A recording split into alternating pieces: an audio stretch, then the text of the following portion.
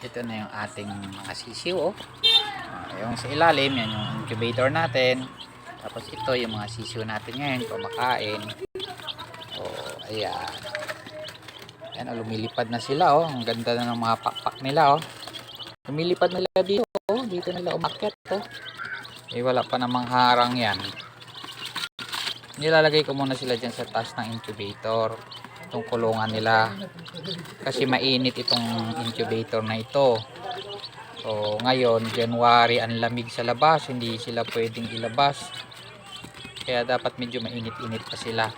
Dito pa sila sa incubator, sa taas naman, hindi naman doon sa loob. Ayan, oh. Tuwang-tuwa na sila, oh. Ayan, oh. Magto 2 weeks na yan sila. Ayan, pero siguro by